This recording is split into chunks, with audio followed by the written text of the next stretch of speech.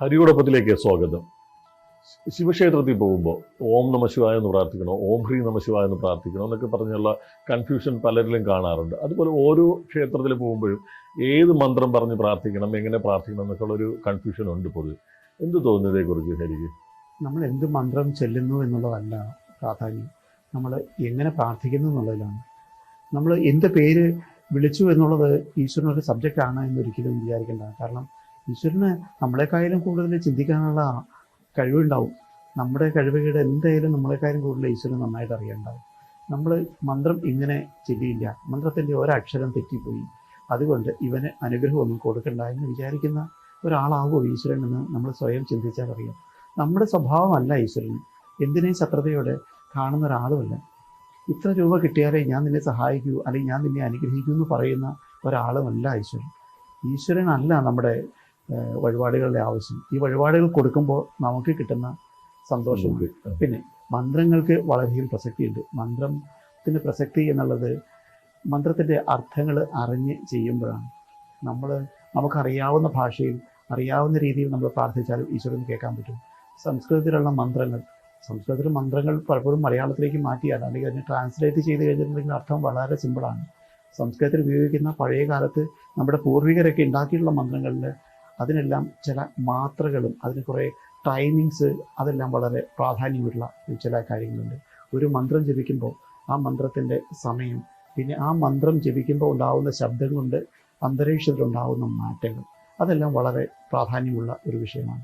ഒരു ഹോമം, അതായത് നമുക്കറിയാം പല വഴിപാടുകളും നമ്മൾ നടക്കുന്നു. നമ്മൾ പല ഹോമങ്ങൾ നമുക്ക് മൃത്യുഞ്ജയ ഹോമം, സുദർശന ഹോമം, ഗണപതി ഹോമം, ഇങ്ങനെ പലതരത്തിലുള്ള ഹോമങ്ങൾ നമ്മൾ അറിയാം. അതിനൊക്കെ ഓരോന്നിനും ജപിക്കേണ്ട ഇതിന് മന്ത്രങ്ങൾ ചെല്ലുമ്പോൾ ഈ ഹോമിക്കുന്ന ഓരോ ദ്രവ്യങ്ങളും അത് ഓരോ തരത്തിലുള്ള ഔഷധങ്ങളാണ്.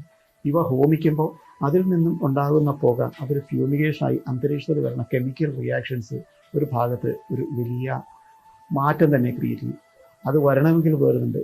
അന്തരീക്ഷത്തിലെ ഈ ഓഡിയോ വേവ്സിന്, അന്തരീക്ഷത്തിലെ ശബ്ദവീചികളെ, ആ ശബ്ദവീചികൾക്ക് മാറ്റങ്ങൾ വരണമെങ്കിൽ ഈ പറഞ്ഞ വേദ ജപം ആ ഒരു മന്ത്രത്തിൻ്റെ ആ ഒരു ഘനത്തിൽ കൃത്യമായിട്ടുള്ള സ്വരിച്ച് അത് ചെല്ലുമ്പോൾ അന്തരീക്ഷത്തിൽ ഈ പറഞ്ഞ പോലെ ശബ്ദവീചികളിൽ മാറ്റങ്ങൾ ഉണ്ടാവും. ഈ മാറ്റങ്ങൾ ഉണ്ടാവുക പിന്നെ ഒരു മന്ത്രം ജപിക്കുന്ന സമയം കൊണ്ട് ആ ഹോമത്തിന് ഉപയോഗിക്കുന്ന ദ്രവ്യം കത്തി അമർന്ന് അതിൽ നിന്നും ഫ്യൂമിഗേഷൻ ഉണ്ടാകും. ഇതെവിടെ നമ്മൾ ഓരോ പ്രാർത്ഥനയ്ക്കും ഓരോ സമയം, ഓരോ ടൈമിങ്, എല്ലാത്തിനും താളത്തിൽ അധിഷ്ഠിതമാണ്. ഈ താളം അതിന് കൃത്യമായിട്ടുണ്ടാവണം.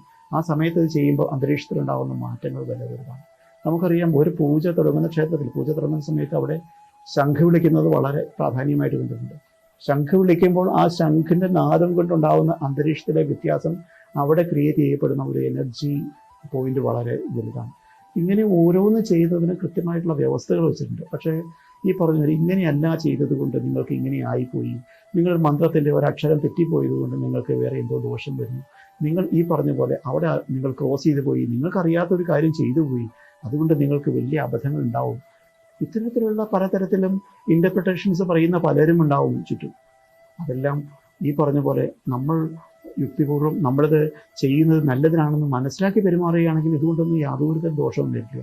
പറയുന്ന ആളുകൾക്ക് അല്ലെങ്കിൽ നമ്മളെ ഉപദേശിക്കുന്ന ആളുകൾക്ക് ഇതിനെപ്പറ്റി കൃത്യമായിട്ടുള്ള ജ്ഞാനം ഉണ്ടോ എന്നും കൂടെ മനസ്സിലാക്കാൻ നമ്മൾ തീർച്ചയായിട്ടും ശ്രമിക്കണം. ഈശ്വരൻ എന്തായാലും ഒരു കാര്യം ഉറപ്പാണ്, ഒരിക്കലും നമ്മളോട് ശത്രുത കാണിക്കാനിരിക്കുന്ന ഒരു മൂർത്തിയല്ല ഒരു ഈശ്വരൻ. ഹരി പറഞ്ഞതുമായിട്ട് കണക്ട് ചെയ്ത് എനിക്കൊരു സംശയം ഇപ്പോൾ തോന്നിയതാണ്. ഇപ്പോൾ ഈ മീറ്ററും മാത്രമൊക്കെ പറഞ്ഞല്ലോ, ഇപ്പോൾ ഗൂഗിളിലൊക്കെ സെർച്ച് ചെയ്ത് നോക്കി എല്ലാ മന്ത്രങ്ങളും നമുക്ക് അതിൻ്റെ ടെക്സ്റ്റ് കിട്ടുന്നു. അപ്പം പലരും എന്താ അർത്ഥം പോലും അറിയാതെ മന്ത്രങ്ങൾ ജപിക്കുന്നുണ്ട്. ഈ മീറ്ററും ഇതൊക്കെ കറക്റ്റ് ആകാതെ ജപിക്കുമ്പോൾ അതിന് ആ ഒരു പോസിറ്റീവ് ഇതുണ്ടാവുമോ? നമ്മൾ ജപിക്കുന്ന മന്ത്രത്തിന് ഒരു ഭാഗത്ത് അർത്ഥമുണ്ട്, ഒരു ഭാഗത്ത് അന്തരീക്ഷത്തിലുള്ള ഈ മാത്രകളുള്ള വ്യത്യാസമുള്ള കാര്യമുണ്ട്. അർത്ഥം എന്നുള്ളത് വേറുന്നുണ്ട്. നമ്മുടെ മനസ്സിൽ നിന്ന് അറിഞ്ഞ് പ്രാർത്ഥിക്കുന്ന ഒരു കാര്യമാണ്. അത് നമ്മുടെ ആഗ്രഹമാണ്. നമ്മൾ ഈശ്വരനോട് പ്രാർത്ഥിക്കുമ്പോൾ നമ്മൾ അതിൻ്റെ ഈ പറഞ്ഞ പോലെ നമുക്ക് പാടാൻ, ഈ പറഞ്ഞ പോലെ നമ്മൾ പാടാൻ നമുക്ക് അത്ര കഴിവില്ലെങ്കിൽ പോലും നമ്മൾ പാടുമ്പോൾ പലപ്പോഴും നമുക്ക് താളം തെറ്റാറുണ്ട്, രാഗം തെറ്റാറുണ്ട്. എന്ന് വെച്ച് ആ പാട്ട് നമ്മൾ ആസ്വദിക്കുന്നുണ്ടെങ്കിൽ നമുക്ക് തീർച്ചയായിട്ടും പാടാം. അപ്പോൾ ഈശ്വരനോട് പ്രാർത്ഥിക്കുന്ന സമയത്ത് ഈ പറഞ്ഞ പോലെ അതിൻ്റെ കൃത്യമായിട്ടുള്ള രാഗവും താളവും അറിയാതെ മന്ത്രം ജപിച്ചു എന്നതുകൊണ്ട് നമുക്ക് ദോഷം വരാനില്ല. പക്ഷേ പ്രാർത്ഥനയുടെ ഗുണം കൂടിയുണ്ട്. കാരണം മനസ്സ് നമ്മുടെ ആഗ്രഹിക്കുന്ന കാര്യം ചെയ്യുമ്പോഴുള്ള ഒരു ഗുണമുണ്ട്. മുഴുവൻ അതിഗംഭീരമായിട്ടുള്ള ഒരു മ്യൂസിക് കൺസേർട്ട് പോലെ അത് ഗംഭീരമാക്കണമെങ്കിൽ, ഏറ്റവും ഭംഗിയായി ചെയ്യണമെങ്കിൽ അത് തീർച്ചയായിട്ടും പ്രൊഫഷണൽ ആവണം. അത് പഠിച്ചവർ തന്നെ ചെയ്യണം. അത് പഠിച്ചവർ പ്രൊഫഷണലായിട്ട് ചെയ്യുമ്പോൾ അവിടെ മാത്രമേ ഈ പറഞ്ഞ അർത്ഥവും എല്ലാ സാധനവും ഒരേപടി തന്നെ അവിടെ സമന്വയിക്കും. അതുകൊണ്ടാണ് പലപ്പോഴും നമ്മൾ ക്ഷേത്രങ്ങളിൽ പോയി പൂജയ്ക്ക് വേണ്ടി അവിടെ ആ ഭഗവാനെ പൂജിക്കാൻ വേണ്ടി നമ്മൾ വേറെ ആളുകളെ നമ്മൾ ഏൽപ്പിക്കുന്നത്. നമ്മൾ അവിടുത്തെ ഒരു പൂജാരിയോ അല്ലെങ്കിൽ മേശാന്തിയോ എന്തിനാണ് എനിക്ക് വേണ്ടി പ്രാർത്ഥിക്കാൻ വേണ്ടി അവരെ നമ്മൾ ഏൽപ്പിക്കുന്നത്? കാരണം അവർ പ്രൊഫഷണൽസ് ആണ്. അവർ വേറുന്നുണ്ട് ഈ മന്ത്രത്തെ ഏത് തരത്തിൽ ജപിക്കണം, അതിൻ്റെ ഫ്രീക്വൻസി ഏത് തരത്തിൽ വേണമെന്ന് അവർ പഠിച്ചിട്ടുണ്ടെങ്കിൽ ആ തരത്തിൽ അവർ ജപിക്കുമ്പോൾ, ആ മന്ത്രത്തിൻ്റെ അർത്ഥം അറിഞ്ഞ് ജപിക്കുമ്പോൾ, അത് ആ അന്തരീക്ഷത്തിൽ അവരുടെ മുമ്പിൽ തന്നെ ഈ ഭക്തൻ നിൽക്കുമ്പോൾ ഇതിൻ്റെ ഫലം ലഭിക്കുന്നത് ഈ അന്തരീക്ഷത്തിലെ വ്യത്യാസം കൊണ്ടും ഈ ഒരു ചേഞ്ച് കൊണ്ടുണ്ടാകുന്ന ഫലം ലഭിക്കുന്നത് ആ ഭക്തനായിരിക്കും. അല്ലെങ്കിൽ ഈശ്വരനിൽ നിന്നുള്ള ആ ഒരു ഈശ്വരൻ എന്ന് പറയുന്നത് തീർച്ചയായിട്ടും എല്ലാ ഭാഗത്തും എല്ലായിടത്തും ഉള്ള ഒരു ചൈതന്യമാണ്.